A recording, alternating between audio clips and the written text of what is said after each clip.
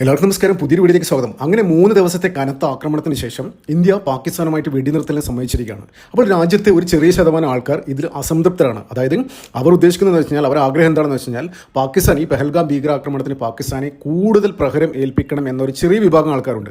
അത് ശരിക്കും ഇവിടുത്തെ പ്രതിപക്ഷ പാർട്ടികളും ഇവിടുത്തെ എന്താ പറയുക തീവ്ര ഇസ്ലാമിസ്റ്റുകളൊക്കെ ഇങ്ങനെ സോഷ്യൽ മീഡിയയിൽ കൊഴുപ്പിച്ചുകൊണ്ടിരിക്കുകയാണ്. അപ്പോൾ ഇതേ ആൾക്കാർ തന്നെയാണ് കോൺഗ്രസും രാഹുൽ ഗാന്ധി ഉൾപ്പെടെയുള്ള ആൾക്കാർ തന്നെയാണ് എന്തുകൊണ്ടാണ്, അതായത് പെഹൽഗാമിൽ ഏപ്രിൽ 22 ഭീകരാക്രമണം നടന്നിട്ട് ഏകദേശം 2 ആഴ്ച കഴിഞ്ഞിട്ടാണ് മെയ് 7 തീയതിയാണ് പാകിസ്ഥാൻ ഇന്ത്യയുടെ ഭാഗത്തുനിന്ന് ഒരു സൈനികമായ നടപടി ഉണ്ടാകുന്നത്. അപ്പോൾ എന്തുകൊണ്ട് ഇത്രയും വൈകുന്നത്? ഇന്ത്യ പേടിച്ച് ഇരിക്കുകയാണെന്ന തരത്തിൽ എന്താ പറയുക കമ്മ്യൂണിസ്റ്റും മറ്റേ കോൺഗ്രസും ഇവിടുത്തെ തീവ്ര ഇസ്ലാമിസ്റ്റുകളൊക്കെ പ്രചരിപ്പിച്ചു. അപ്പോൾ യുദ്ധം തുടങ്ങിയതിന് ശേഷം എന്താണ് ഇന്ത്യ അങ്ങോട്ട് അറ്റാക്ക് ചെയ്യാൻ തുടങ്ങിയ ശേഷം ഇതേ ആൾക്കാർ പറയുന്നു, യുദ്ധം കൊണ്ട് ലോകത്ത് ഒരാളും ജയിച്ചിട്ടില്ല, എന്താ പറയുക യുദ്ധം കൊണ്ട് എന്താ പറയുക ജനങ്ങൾ തോറ്റിട്ടേ ഉള്ളൂ, ഏതൊരു യുദ്ധം വരുമ്പോഴും സാധാരണക്കാരാണ് ആദ്യം തോൽക്കുക, അത്തരത്തിലുള്ള കാര്യങ്ങൾ നെറേറ്റീവ് ഇവർ കൊണ്ടുവന്നു.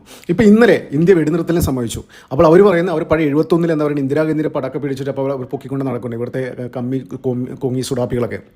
അതായത് അവർ പറയുന്നത് വെച്ചാൽ ഇന്ത്യ പേടിച്ച് പിന്മാറിയാണ് വെടിനിർത്തൽ എന്നാണ് പാകിസ്ഥാനോട് അധികം ഫൈറ്റ് ചെയ്യാമെങ്കിൽ അതുകൊണ്ട് പേടിച്ച് പിന്മാറിയിരിക്കുകയാണ് തരത്തിലുള്ള ഒരു നെറേറ്റീവ് ഇപ്പോൾ അവർ കൊടുമ്പിരി കൊണ്ടിരിക്കുകയാണ് സോഷ്യൽ മീഡിയയിലേക്ക്. അപ്പോൾ പെട്ടെന്ന് സാധാരണ സംശയം ഉണ്ടാവും. അതായത് യുദ്ധം വളരെ ആകാംക്ഷയോടെ കണ്ടിരിക്കുന്നത്, അതായത് പാകിസ്ഥാന് മറുപടി കൊടുക്കുന്നത് ഇത് കണ്ട ആൾക്കാർക്ക് ഇന്ത്യക്കാർക്കൊക്കെ ചെറിയൊരു ഇതുണ്ടാവും. എന്തുകൊണ്ടാണ് പെട്ടെന്ന് ഇന്ത്യ എന്താ പറയുന്നത് ഈ വെടിനിർത്തലിനെ സമ്മതിക്കാൻ പാടില്ലായിരുന്നു? ഞാൻ നേരത്തെ പറഞ്ഞാൽ 1% ആൾക്കാർ അങ്ങനെ വിചാരിക്കുന്നുണ്ട്. അപ്പോൾ ചെറിയ സംശയം ഉണ്ടാവും സാധാരണക്കാരന്, എന്തുകൊണ്ട് പെട്ടെന്ന് നിർത്തി, അതിൻ്റെ പിന്നിലെ കളികൾ എന്തൊക്കെയാണെന്നല്ലേ. ഇത് ശരിക്കും ഉണ്ടല്ലോ, ഇതിന് പിന്നിൽ ഒരുപാട് കളികളുണ്ട്. ശരിക്കും ഈ ഇന്ത്യ പാകിസ്ഥാൻ എന്നുണ്ടല്ലോ, രണ്ടും ഒരു എന്താ പറയുക ന്യൂക്ലിയർ കപ്പാസിറ്റി, ന്യൂക്ലിയർ കേപ്പബിൾ ആയ 2 രാജ്യങ്ങളാണ് ഇന്ത്യയും പാകിസ്ഥാനും. അപ്പോൾ ആ 2 രാജ്യങ്ങളും എന്താ പറയുക ഒരു ന്യൂക്ലിയർ വെപ്പൺ ഒരു ഫൈറ്റ് നടന്നു കഴിഞ്ഞാൽ 2 സ്ഥലത്തും ഡാമേജ് ഉണ്ടാവും. പിന്നെ അതുമാത്രമല്ല ഇത് തുടരുന്നത് ഏറ്റവും കൂടുതൽ ഡാമേജ് ഉണ്ടാക്കുന്നത് ഇന്ത്യയും പാകിസ്ഥാനെക്കാട്ടും കൂടുതൽ ഡാമേജ് ഉണ്ടാക്കുന്നത് അമേരിക്കക്കാണ്. അതെന്താണെന്ന് ഞാൻ വിശദമായി പറഞ്ഞുതരാം. അതുകൊണ്ടാണ് എന്താ പറയുക ട്രംപ് പെട്ടെന്ന് ഒരു ട്വീറ്റ് ഇരിക്കുന്നത്, അതായത് ഇന്ത്യ വെടിനിർത്തലിന് സമ്മതിച്ചു. അപ്പോൾ ഇവിടുത്തെ പ്രതിപക്ഷ പാർട്ടികളൊക്കെ അത് ഏറ്റെടുത്തു. ഇവിടുത്തെ കമ്മ്യൂണിസ്റ്റുകാരും കോൺഗ്രസ്സുകാരൊക്കെ ഏറ്റെടുത്ത് പറയാണ്, അതായത് ട്രംപ് പറഞ്ഞിട്ട് വേണോ രാജ്യത്തെ ജനങ്ങളെ വെടിനിർത്തൽ, അതായത് പാകിസ്ഥാൻ നമ്മൾ ആക്രമിക്കുമ്പോൾ ആ വെടിനിർത്തലിന് സമ്മതിച്ചത് ഡൊണാൾഡ് ട്രംപ് പറഞ്ഞിട്ട് വേണോ ഞങ്ങൾ അറിയേണ്ട തരത്തിലുള്ള നെറേറ്റീവ് ഇപ്പോൾ തന്നെ ഓൾറെഡി സ്റ്റാർട്ട് ചെയ്ത് കഴിഞ്ഞു. അപ്പോൾ അതെന്താണ്, ട്രംപ് ആവേശം കാണിച്ചു. അതായത് ട്രംപ് ഒരു മീഡിയേറ്റർ എന്ന നിലയിലല്ല ഞാൻ പറഞ്ഞു വരുന്നത്, ഇത് തുടർന്നു കഴിഞ്ഞാൽ ഏറ്റവും കൂടുതൽ ഡാമേജ് ഉണ്ടാകുന്നത് അമേരിക്കയാണ്. അത് വിശദം ഞാൻ പറഞ്ഞു തരാം. അതുകൊണ്ട് തന്നെയാണ് ഡൊണാൾഡ് ട്രംപ് എന്താ പറയുക നരേന്ദ്രമോദി കാലുപിടിച്ച് പറഞ്ഞ മൈ ഫ്രണ്ട് പ്ലീസ് സ്റ്റോപ്പ് വാർ എന്ന് പറഞ്ഞിരിക്കുന്നത്. അതുകൊണ്ടാണ് ഏകദേശം അമേരിക്കനെ ട്രംപ് തന്നെ നരേന്ദ്രമോദി കാലയെ പിടിച്ചുകൊണ്ടാണ് ഇതിനെ സമ്മതിപ്പിച്ചത്. അത് പിന്നിലെ കാരണങ്ങൾ എന്താണെന്ന് വെച്ച് കഴിഞ്ഞാൽ 2 പ്രധാനപ്പെട്ട കാരണങ്ങളാണ്. ഒന്നെന്ന് വെച്ച് കഴിഞ്ഞാൽ ഞാൻ ആദ്യം പറഞ്ഞ മാതിരി ഇന്ത്യയും പാകിസ്ഥാനും ഒരു ന്യൂക്ലിയർ കേപ്പബിൾ ആയ ഒരു കൺട്രീസാണ്. അപ്പോൾ ലോകത്തെവിടെയും ഈ ന്യൂക്ലിയർ പ്ലാന്റ് ഇതൊക്കെ നടത്തണമെങ്കിൽ അമേരിക്കയാണ് അതിന് പ്രൊട്ടക്ഷൻ കൊടുക്കുന്നത്. അമേരിക്കയാണ് പ്രൊട്ടക്ഷൻ. ഇപ്പോൾ ഇറാനിലായാലും മറ്റ് യൂറോപ്യൻ രാജ്യങ്ങളായാലും ന്യൂക്ലിയർ കേപ്പബിളായ യൂറോപ്യൻ രാജ്യങ്ങളായാലും അവിടെ നടത്തിയ ആണവ പ്ലാന്റുകൾക്കൊക്കെ കുറേ പ്രൊട്ടക്ഷൻ അമേരിക്കയുടെ സൈഡിൽ നിന്നുണ്ട്. അപ്പോൾ ലോകത്തെവിടെയും ഈ ആണവ ടെസ്റ്റും ഇതൊക്കെ പരീക്ഷിക്കണം, അങ്ങനെയുള്ള കാര്യങ്ങളൊക്കെ നോക്കണമെങ്കിൽ പോലും അമേരിക്കയുടെ അപ്രൂവൽ വേണം. അങ്ങനെ അപ്രൂവൽ കിട്ടാണ്ട് ആണവ പരീക്ഷണം നടത്തിയ ലോകത്തിലെ ഒരേ ഒരു രാജ്യം ഇന്ത്യയാണ്. അന്ന് എബി വാജ്പേയി ഭരിക്കുമ്പോൾ പൊക്രാനിൽ രാജസ്ഥാനിലെ പൊക്രാനിൽ ആണവ പരീക്ഷണം 2 തവണ നടത്തി. അപ്പോൾ അതിനുശേഷം എന്തൊക്കെ ഉപരോധം ഏർപ്പെടുത്തിയിട്ടുണ്ടായിരുന്നു, അത് അന്താരാഷ്ട്ര തലത്തിൽ ഡിപ്ലോമാറ്റിക്കായിട്ട് കുറേ ഉപരോധങ്ങൾ ഇന്ത്യക്ക് ഏർപ്പെടുത്തിയിരുന്നു. 2014 നരേന്ദ്രമോദി അധികാരത്തിൽ വന്നതിന് ശേഷം 2015 അത്തരത്തിലുള്ള ഉപരോധങ്ങളൊക്കെ എടുത്തു കളഞ്ഞത്. പിന്നീട് അത് പാകിസ്ഥാന് മേൽ ചാർത്തി. അപ്പോൾ ഇവിടെ ഈ ആണവായുധം ന്യൂക്ലിയർ ഇതുമായി ബന്ധപ്പെട്ട് അമേരിക്കക്ക് എന്താണ് ഇൻട്രസ്റ്റ്? ഞാൻ ആദ്യം പറഞ്ഞാൽ അവർ എല്ലാ രാജ്യത്തും അമേരിക്കയുടെ സൂപ്പർവിഷൻ ഉണ്ട്, അവർ അപ്രൂവൽ വേണം, എന്ത് വേണമെങ്കിലും ചെയ്യാൻ. അപ്പോൾ ഈ ഇന്ത്യയുടെ ഏറ്റവും അടുത്തിൽ പാകിസ്ഥാനിൽ ശരിക്കും ഏകദേശം 19 എയർബേസ് ഉണ്ട്. ഈ അറ്റാക്കിൽ ഇന്ത്യ ഡ്രോൺ അറ്റാക്കിൽ ഏകദേശം 13ഓളം ഡ്രോൺ ഇന്ത്യ, ഇപ്പോൾ 13ഓളം എയർബേസ് ഇന്ത്യ ശരിക്കും എന്താ പറയുക ഒരു 60% 70% ഡാമേജ് ഉണ്ടാക്കിയിട്ടുണ്ട്. അപ്പോൾ അവർക്ക് അവിടെ നിന്ന് ഇപ്പോൾ എന്താ പറയുക ഇങ്ങനെ ഒരു ബാലിസ്റ്റിക് മിസൈൽ അയക്കുക, അങ്ങനെയുള്ള എയർ റിലേറ്റഡ് ഓപ്പറേഷൻസ് ഒന്നും നടത്താൻ പറ്റാത്ത അവസ്ഥയിൽ ഇപ്പോൾ പാകിസ്ഥാനെ അടുത്ത മിനിമം 3 വർഷമെങ്കിലും എടുക്കും ഈ എയർബേസുകളൊക്കെ ഒന്ന് ശരിയാക്കി എടുത്തൊരു ഓപ്പറേഷനിലാക്കണമെങ്കിൽ മിനിമം 3 വർഷം എടുക്കും. അതിന് ഒരുപാട് ബഡ്ജറ്റ് അലോക്കേഷനും വേണ്ടി വരും. അത്തരത്തിലുള്ള കാര്യങ്ങൾ റിപ്പോർട്ടുകളാണ് ഇപ്പം ഇന്റർനാഷണൽ മീഡിയകളൊക്കെ എന്താ പറയുക, ഇപ്പോൾ അൽ ജസീറ പോലും റിപ്പോർട്ട് ചെയ്ത കാര്യമാണ്. ഈ 19 എയർബേസിൽ 13 ഇന്ത്യ തകർത്തു, അതായത് മുഴുവനായിട്ട് ഏകദേശം 60-65% തകർന്നു.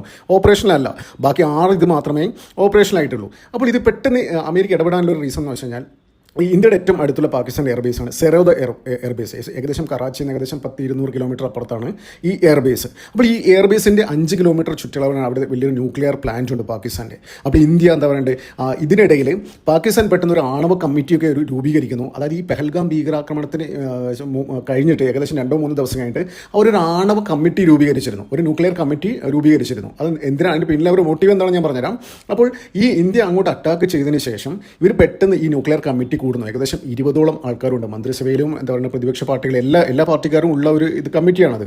അപ്പോൾ എന്താ പറയുക, അവരൊരു കമ്മിറ്റി കൂടി. ഈ കമ്മിറ്റി കൂടിയെന്ന് വെച്ചാൽ അവർ എല്ലാ മീഡിയയോടും പറയും, ഇന്ത്യയുടെ മീഡിയ ഇവിടെ എല്ലാം റിപ്പോർട്ട് ചെയ്തിരുന്നു, പാകിസ്ഥാൻ്റെ ന്യൂക്ലിയർ കമ്മിറ്റി കൂടിയിട്ടുണ്ട്, അതായത് ന്യൂക്ലിയർ വെപ്പൺ പാകിസ്ഥാൻ പ്രയോഗിക്കാൻ പോവുകയാണ്, അത്തരത്തിലൊരു ത്രെട്ടനിങ്ങിൻ്റെ ഭാഗമായിട്ടാണ്.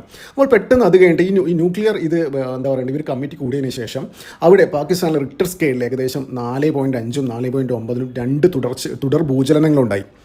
ഈ തുടർ ഭൂചലനങ്ങൾ ശരിക്കും എന്ന് വെച്ചാൽ ഇവിടുത്തെ മാധ്യമങ്ങൾക്ക് റിപ്പോർട്ട് ചെയ്തതെന്ന് വെച്ച് കഴിഞ്ഞാൽ പ്രകൃതി പോലും പാകിസ്ഥാനെ ദ്രോഹിക്കുന്നു, അത്തരത്തിലുള്ള കാര്യങ്ങൾ ആ ഒരു വെർട്ടിക്കൽസിലാണ് ഇവിടുത്തെ മീഡിയസൊക്കെ റിപ്പോർട്ട് ചെയ്യുന്നത്. കാരണം നമ്മൾ കുറച്ച് ഇമോഷണലായിട്ട് കാര്യങ്ങൾ കാണുന്നത്. അതായത് ഇത്തരത്തിൽ ഇതൊക്കെ വരുമ്പോൾ എങ്ങനെ പ്രകൃതി ദുരന്തങ്ങളൊക്കെ ഉണ്ടായിക്കഴിഞ്ഞാൽ അത് ഈശ്വരൻ കൊടുത്തതാണ്, ഭഗവാൻ കൊടുത്തതാണ്, പ്രകൃതി അറിഞ്ഞുകൊണ്ട് ഇത്തരത്തിലുള്ള ആൾക്കാരെ കൊടുത്തതാണ്, അത്തരത്തിലുള്ള നെറേറ്റീവ് ആ വെർട്ടിക്കൽസാണ് നമ്മൾ ഡിസ്കസ് ചെയ്തത്. പക്ഷേ അതിനൊരു വേറൊരു വെർട്ടിക്കലുണ്ട്. ഞാൻ നേരത്തെ പറഞ്ഞ മാതിരി ഈ ആണവ കമ്മിറ്റി കൂടിയതിന് ശേഷമാണ് ഈ റിക്ടർ സ്കെയിലിൽ ഇത്തരത്തിൽ ഭൂകമ്പം ഉണ്ടായത്. ശരിക്കും ഒരു ന്യൂക്ലിയർ ടെസ്റ്റ് നടത്തണമെങ്കിൽ പാകിസ്ഥാൻ ഇതിനിടയിൽ നടത്തി എന്നാണ് ചില നിരീക്ഷകർ, രാഷ്ട്രീയ ഇന്റർനാഷണൽ കാര്യങ്ങളൊക്കെ ശ്രദ്ധിക്കുന്ന എന്താ പറയുക അനലിസ്റ്റുകൾ, പൊളിറ്റിക്കൽ അനലിസ്റ്റുകൾ, അതായത് ജിയോ പൊളിറ്റിക്സ് ഒക്കെ ക്ലോസ്ലി മോണിറ്റർ ചെയ്യുന്ന അനലിസ്റ്റുകളൊക്കെ പറയുന്നത് വെച്ച് കഴിഞ്ഞാൽ പാകിസ്ഥാൻ ഇതിനിടയിൽ ന്യൂക്ലിയർ ടെസ്റ്റ് നടത്തി.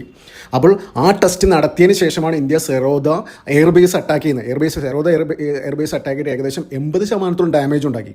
അപ്പോൾ ഇവിടുന്ന് വേണമെങ്കിൽ ന്യൂക്ലിയർ ബാലിസ്റ്റിക് മിസൈൽ ഇന്ത്യയിലേക്ക് വിടാം. വളരെ അടുത്താണ്, കറാച്ചിയിൽ നിന്ന് ഏകദേശം 200 കിലോമീറ്ററേ ഉള്ളൂ ഈ സംഭവം, ഈ സെറോദ എയർബേസ്. അപ്പോൾ ഇന്ത്യ ആ എയർബേസ് തകർത്തു ഈ റിക്ടർ സ്കെയിൽ ഭൂകമ്പം ഉണ്ടായതിനു ശേഷം. അപ്പോൾ അതെല്ലാം കണക്ട് ചെയ്ത് നോക്കുകയാണെങ്കിൽ ഈ ന്യൂക്ലിയർ കമ്മിറ്റി കൂടിയതിന് ശേഷം ഇവർ ടെസ്റ്റ് നടത്തി. അപ്പോൾ ഇന്ത്യക്ക് വിവരം കിട്ടി, അപ്പോൾ ഈ ന്യൂക്ലിയർ ബാലിസ്റ്റിക് മിസൈൽ അയക്കാൻ പറ്റുന്ന സെറോദ എയർപോർട്ട് അവർക്ക് ഏറ്റവും അടുത്ത് എയർബേസ് ഉണ്ട്, അത് ഇന്ത്യ തകർത്തു. ഇന്ത്യക്ക് വിവരം കിട്ടി, അവരെന്തായാലും ഇൻ കേസ് എന്തെങ്കിലും ന്യൂക്ലിയർ വെപ്പൺ ഇന്ത്യയിൽ പ്രയോഗിക്കുന്നുണ്ടെങ്കിൽ സെറോദ എയർബേസ് എന്നാണ് ചെയ്യേണ്ടത്. അതുകൊണ്ടാണ് ഏകദേശം 80% അത് ഡാമേജ് ഡിസ്ട്രക്ഷൻ ചെയ്തത് ഇന്ത്യ.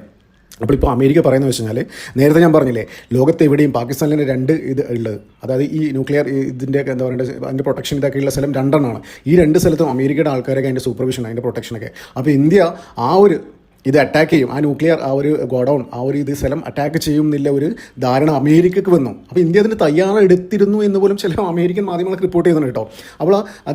അപ്പോൾ അത് ഇന്ത്യ അറ്റാക്ക് ചെയ്തതിൽ ഭയങ്കര നാണക്കേടാണ് അമേരിക്കക്ക്. കാരണം എന്ന് വെച്ചാൽ നേരത്തെ പറഞ്ഞാൽ എല്ലായിടത്തും ഒരു സൂപ്പർവിഷൻ ഉണ്ട് ഇവരെ. പിന്നെ അത് മാത്രമല്ല, ഇതൊരു മെയിൻ റീസൺ, ഈ വെടിനിർത്തൽ ഏറ്റവും എന്താ പറയുക പെട്ടെന്ന് ഇന്ത്യ അത് അപ്രൂവ് ചെയ്യണം, ഇന്ത്യ അംഗീകരിക്കേണ്ട ആവശ്യത്തിൽ ഏറ്റവും പ്രധാനപ്പെട്ട ഒരു ഫാക്ടർ ഇത് തന്നെയാണ്. പിന്നെ അടുത്ത ഫാക്ടർ എന്ന് വെച്ചാൽ F-16, അമേരിക്കയുടെ ഐക്കോണിക് സാധനമാണ് F-16. അത് 2 ഇന്ത്യ വെടിവെച്ചിട്ടു. അപ്പോൾ ഇന്ത്യയുടെ ആകാശം അങ്ങനെയുള്ള കാര്യങ്ങൾ മേക്ക് ഇൻ ഇന്ത്യയിലാക്കിയ സാധനങ്ങൾ ഉപയോഗിച്ചിട്ട് ഈസി ആയിട്ടാണ് അത് അടിച്ചിട്ട് കളഞ്ഞു. അപ്പോൾ ഇനിയും കൂടുതൽ യുദ്ധം മുന്നോട്ട് പോയി കഴിഞ്ഞാൽ ചിലപ്പോൾ അമേരിക്കയുടെ ചൈന ചിലപ്പോൾ പാകിസ്ഥാൻ ഒരുപാട് വെപ്പൺസ് കൊടുക്കും. അപ്പോൾ ചൈനക്ക് അവരുണ്ടാക്കിയ വെപ്പൺസൊക്കെ എന്താ പറയുക ടെസ്റ്റ് ചെയ്യാനുള്ള ഒരു ഗ്രൗണ്ടായിട്ട് ഇന്ത്യ പാകിസ്ഥാൻ വാർ മാറും. അപ്പോൾ കൂടുതൽ എന്താ പറയുക ഇൻ കേസ് അതൊക്കെ സക്സസ് ആയി കഴിഞ്ഞാൽ അമേരിക്കക്ക് പണി പാടും. പക്ഷേ അമേരിക്കക്ക് ഓൾറെഡി F-16 അടിച്ചിട്ടുണ്ട്, ഡാമേജ് ആയി.